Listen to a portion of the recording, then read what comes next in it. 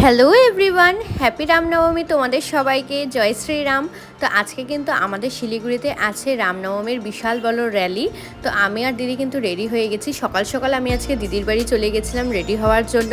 তো তারপরে কিন্তু বিপ্লব চলে এসেছে। বিপ্লব, আমি, নিনু সব একটা গাড়িতে ফুল প্যাক হয়ে কিন্তু এখন চলে যাচ্ছি। আমাদের এখানে ফেনাস মোড়, সেবক মোড়ে কিন্তু অনেক বড় প্রোগ্রাম হয় রামনবমীর জন্য। তো আমরা সেখানেই যোগদান করতে যাচ্ছিলাম।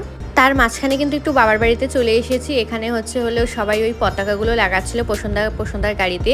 আর এখানে দেখো সবাই কিন্তু খুব সুন্দর প্রসাদ দিচ্ছিল। এখানে খুব সুন্দর ফাংশন হচ্ছিল।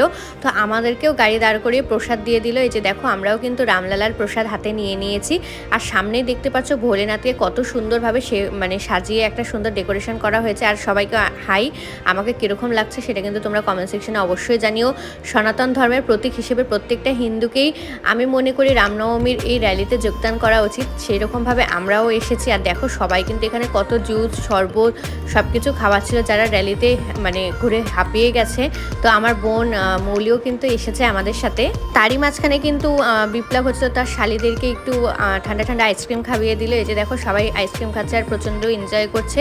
তো আমরাও কিন্তু রামলালার জন্মদিনে খুব এনজয় করেছি সবাই মিলে। আর দেখো সবাই আজকে যেন হিন্দু ধর্ম একটা জাতীয় আনন্দে মেতে উঠেছে। এটা ছিল আমাদের একটা জাতীয় উৎসবের মতন হয়ে গেছে। তো এই যে দেখো খুব সুন্দর এখানে কিন্তু সেই অযোধ্যার রাম মন্দিরের অনুকরণে একটা স্ট্যাচু বানানো হয়েছে আর সেটা প্রদর্শন করা হচ্ছে। আর তারপরেই কিন্তু আরও সুন্দর একটা জিনিস তোমাদের সাথে শেয়ার করি, সেটা হলো রামলালাকে বানানো হয়েছে। রামলালার অনুকরণে এই মূর্তিটি কিন্তু অসাধারণ দেখতে লাগছে। একদম যেন রামলালাই এখানে আমাদের শিলিগুড়িতে অধিষ্ঠান করতে ঘুরতে চলে এসেছে আমাদের সাথে দেখা করতে।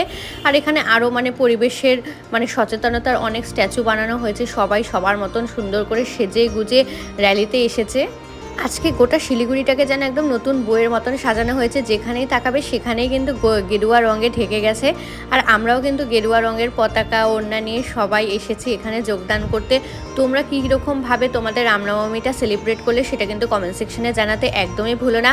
আর শিলিগুড়ির বাইরেও কি এরকমভাবে রামনবমী হচ্ছে সেটাও আমাদের জানিও। তো এখন কিন্তু আমরা বাড়ি চলে যাচ্ছি।